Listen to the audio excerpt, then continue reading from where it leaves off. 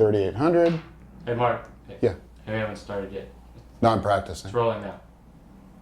Oh, then I'll stop practicing. All right. So today we're going to do a house hack. We're going to go over the house hack, and I'm going to go over the numbers with you real quick before we head over there. So this is something that Sauce wants to do. So this is kind of near and dear to his heart, and it's something I think everybody should do when you're starting to invest, if that's what you have to do. Look, if you got a ton of money and you can start buying apartments, go for it. But most of us don't when we start, so this is a really good way to get started. This is not a hypothetical house. This is one we're actually going to go to here later. So this house, I believe, it's in Costa Mesa. It's a 4-bedroom, 2-bath. It's around 1,600 square foot. We'll give you the tail of the tape as soon as we get there. By the way, I made this pointer this morning because we left the pointer at home. It is 2 chopsticks and a sticky note. Thank you. And I build houses too. I'm going to go over this fast because you guys can go back and look at it. I believe we can get it for $745,000. So FHA loan, $26,000 down. Total of $719,000 we're going to finance. Mortgage around 4%. So we got $33.91. Anyway, property tax 1.1%. Could be a little bit less, could be a little bit more. $682. Insurance $125. Same thing. Could be less, could be more. Utilities about $350. I'm figuring guys, which is going to be who would live in Sauce's house. Long showers. Anyway, $350. Maintenance $150. Vacancy 5% of the rents every month. I don't care if it's full or if it's empty. You're going to sock away the maintenance money. You're going to sock away the vacancy money because eventually you're going to have maintenance and eventually you're going to have vacancies. You want to make sure you put that money away in the bank. Give it to your mom and dad, whatever you got to do, but just don't spend it. Property mortgage insurance. Okay, this is something you have to pay because you're only putting 3.5% down. This basically is the bank saying, all right, we're going to loan you a bunch of money and we're not going to charge you a big down payment, but we're going to take out an insurance policy saying that if you don't make your payments, we'll get paid anyway by the insurance company. So once you get to a certain point of equity in your house, you can eliminate this. You have to talk to your lender, you have to talk to your bank and find out where that point is because they're not going to tell you when you get there. That's really important. $300 a month for 30 years is a crap load of money. There's people that pay this PMI insurance forever because they forget to call the bank and find out if they still need to pay it. That's something that you won't hear much about, so just stay on top of that. All right, over here we got the rents. So we've got a 4-bedroom house. You're going to live in the garage. Get used to it. You're going to put up a wall so you still have a half a garage, but you're going to put a bedroom out there, maybe a kitchenette, whatever. You do whatever you want to do, but you're going to hack this. We're hacking. So you're going to rent out the master, which has its own bathroom. You'll get at least $1,100 a month in our area for that. You're going to rent out each of the bedrooms for $900 a month. So we got a total of $3,800 a month in rent. Your total expenses are $5,188. $5,188 minus $3,800. It's going to cost you about $1,400 a month to live in this. Okay, you go, wow, that's kind of expensive just to be living in the garage. What's a 1-bedroom apartment go for around here, Sauce? That's $1,700. So you're paying $1,400 a month, but this is the sweet thing now, okay? You're getting tax benefits. We won't go over that right now, but you're getting tax benefits. You've got home ownership, and we've got this thing called appreciation that's going to put you at, if it goes up 4.12% over the next 30 years, you'll have a house that is now worth $2.5 million. During that time, your rents are going to continue to go up. So you'll eventually get to the point where this $5,188 that you're paying is going to be way less than the rent. And you're going to cash flow. And then you're going to move out and you're going to do it again. You're getting this, rents will go up, and in the end, you'll have $2.5 million in equity built up. And that's at 4%. Historically, it could be higher, it could be lower, we don't know, but let's just use that number right there. So if you're 21, what is that? Let's do the simple math. You're 51 when this thing comes through. So your net worth, if you only do this one, your net worth is going to be $2.5 million when you're 5 years younger than me. I'm 56. Let's go out and take a look at this house, and I'm going to show you guys how to hack it, okay? Let's go.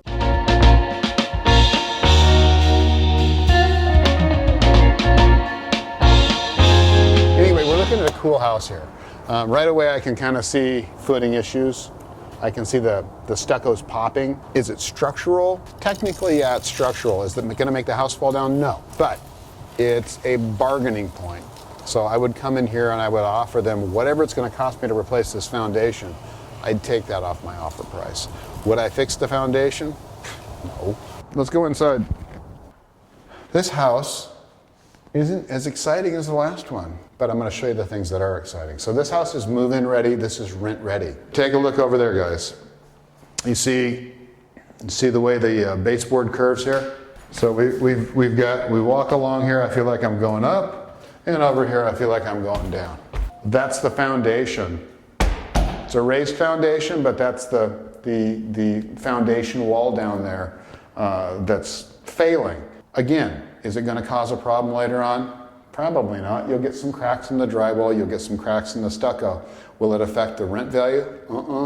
So you can negotiate that off the price, but it doesn't change what you can charge for rent. Always look for that stuff. If it's going to be a rental, you can save money and you can fix that stuff later on. Most people will steer away from that. Not necessary. So the cabinets have been done, serviceable stove, newer countertops. These windows were replaced. This was expensive. I like it.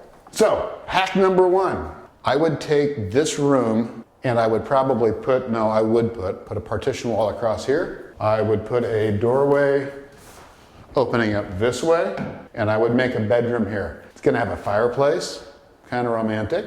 And I would get one of those closets from IKEA that you put together. I would screw it to the wall so it would last longer. Now you've got an extra bedroom to rent. So that's an extra $900 a month. Pretty cool hack. Okay, so there's a bedroom over here. Small bedroom, but still $900. And you don't have to do a darn thing here.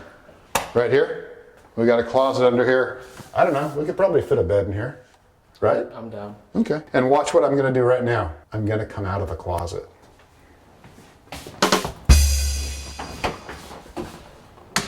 A full bath. Damn, look at this, check this out.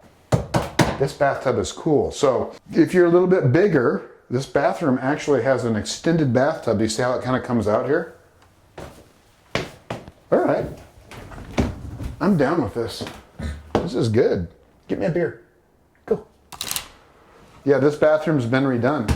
So we got a newer tub. I like fiberglass, easy to clean. They poured concrete. Okay, one of the things you gotta watch for on a fiberglass tub is when you set the bathtub down, there's usually a space between the fiberglass and the concrete slab. If you don't put wet concrete underneath there, it'll flex and it'll crack. It's in the instructions, but hardly anybody does it.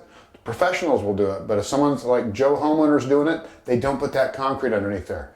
Within a year, it's starting to crack, and you gotta pull the whole thing out.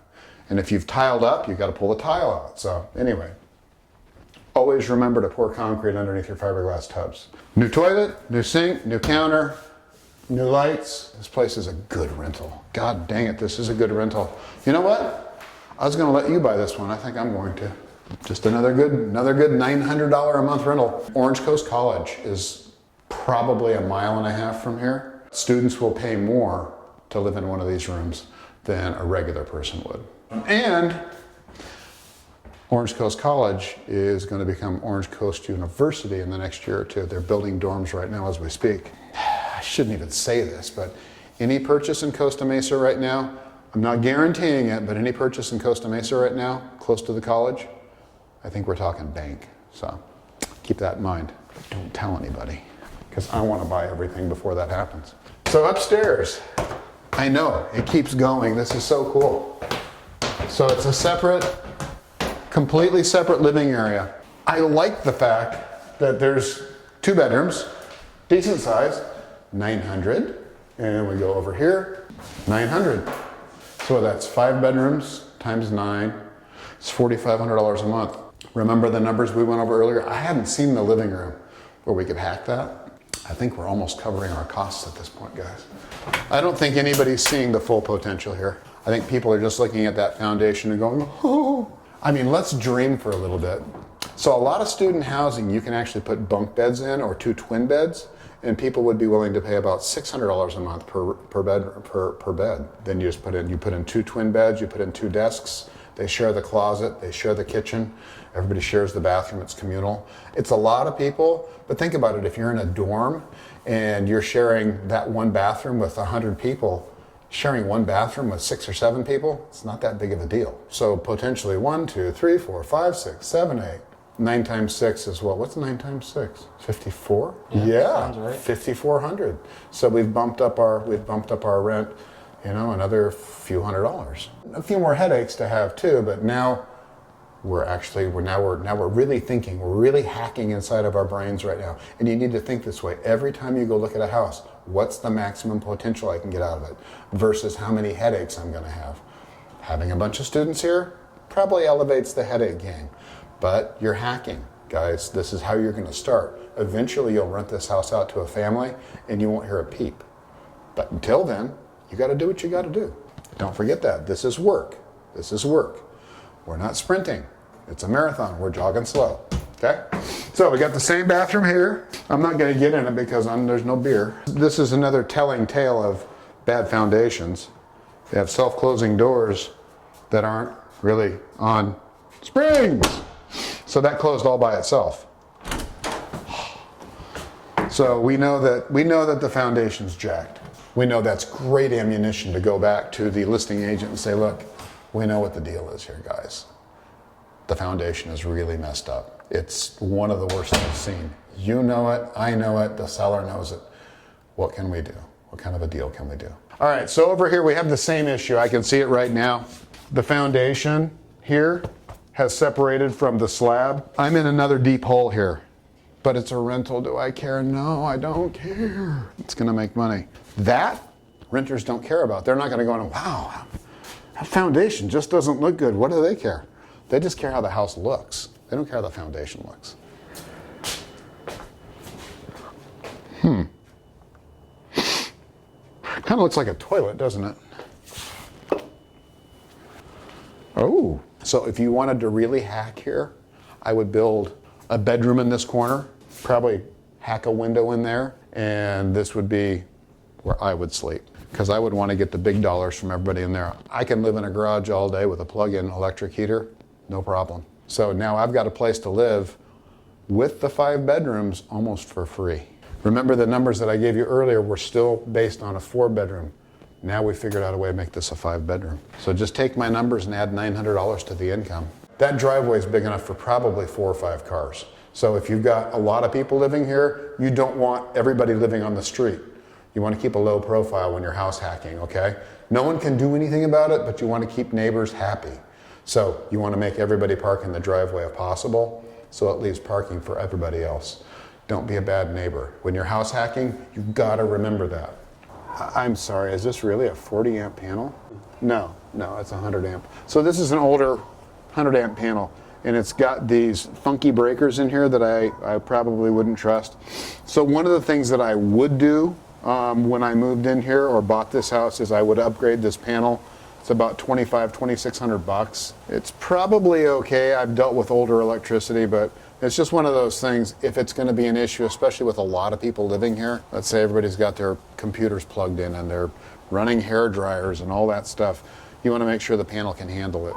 And I'd do that before everybody moves in. I would make sure that anything that you might want to permit, which I can't see anything else around here, would be taken care of before everybody moves in. Just keep low key. Remember, house hacking is a low key sport.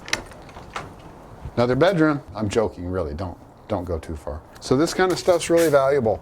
You know, it might not necessarily make you money, or you might get a guy that moves in and says, you know, I'd move in, but I've got all my, my band equipment, my book collection or whatever. I need a place to store it that's safe. I might just have a shed that I can rent you for an extra $100 a month. Would you be interested? Oh, that's cheaper than storage and it's right here? Yeah, I'd be interested.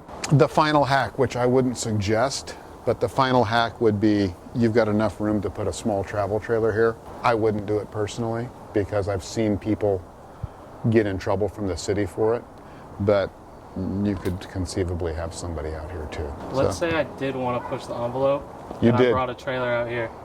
Okay. What's the city gonna do? They're going to make you pull it out. They may fine you. It actually happened to my neighbor. They found out about that. They got basically the equivalent of a search warrant to come on his property because they knew that he was doing that. He let them on his property and they started noticing other things that he had done. He'd run all kinds of electrical to these 2 sheds in the back, and he was living in one, his son was living in the other. They were nice, you know, he did it really nice, but they made him move those away from the property line, disconnect all the electrical.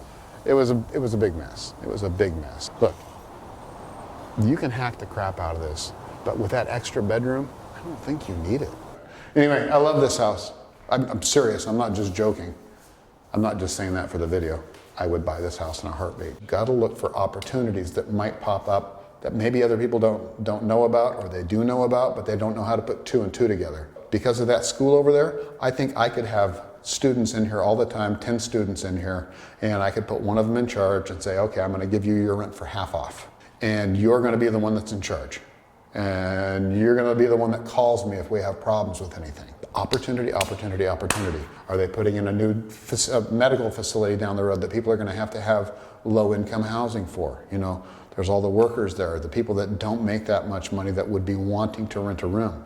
Does that make sense? Yeah, it makes perfect sense. Look for opportunities, guys. Look for opportunities. All right, that's it for right now. This is definitely doable. So I'm looking at a break-even proposition here almost. To own a house in Costa Mesa that's going to be worth minimum $2.5 million when it's paid off. And within a few years, it's actually going to cash flow where you're making money. So let's say 7, 8 years down the road, the rents have gone up enough, substantially enough, say they go up 5%. Rent's going to be going up $150 a year, give or take.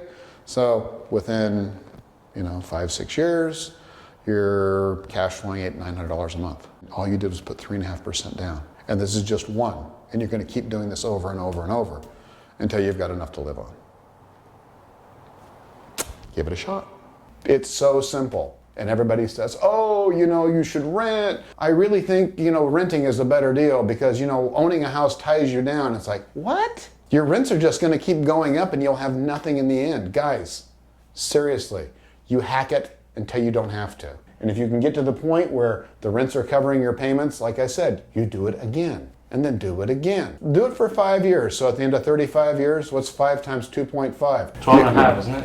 $12,500,000 if you can do this once a year for 5 years. And that's it. You're done. If you decided to retire this, so that would put you at, let's say 55. Let's say you're 55, you got all these houses paid for, you've got a net worth of $12.5 million.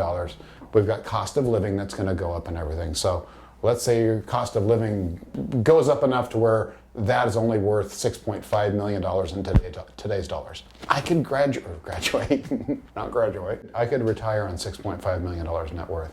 I could retire on the rents coming in from that. This house would rent for about $3,800 to a family. But you don't want to rent it to a family because if they move out, then it's empty. If one person moves out here, it goes down a little bit, it's uncomfortable, but it's not so bad. And they're not going to let you live in the garage, more than likely. So if you do this, your income is going to be, God, 30 grand a month? 40 grand a month? Just from that, from investing for 5 years, 10 years, however long it takes. And just keeping on going, paying it off, doing it the old-fashioned way. Not trying to get 3,000 apartments and become king shit. This is the tried true method. I know a lot of old guys that have done this, and it's an amazing thing. And I don't care what part of the country you're in, you may have to buy more houses. Your income will be the same. Your net worth might not be the same because our houses go up so crazily here in California, but your income will be the same. All right, guys, I want everyone to do a screenshot of this, and Sauce is gonna pull into this hard. I want you guys to do a screenshot. I want you to take it, put it on your bathroom mirror, and look at this. I didn't even take the rents and increase those, okay? This is the most important thing that you'll be able to look at every day. I want you to be motivated by this. I do not want to see a picture of a Lamborghini on the mirror of your bathroom. I'm fine if that's what you want, and I'm fine if that's where you're going. I'm super cool with that, but that shouldn't be your goal. Financial security should be your goal. Then the rest of it comes once you're secure. Remember what I always say, you don't deserve it yet. You gotta work the program to deserve it. And to work the program means you don't just do this once, you do it over and over and over. follow this. Follow these guidelines, man. You're going to make it.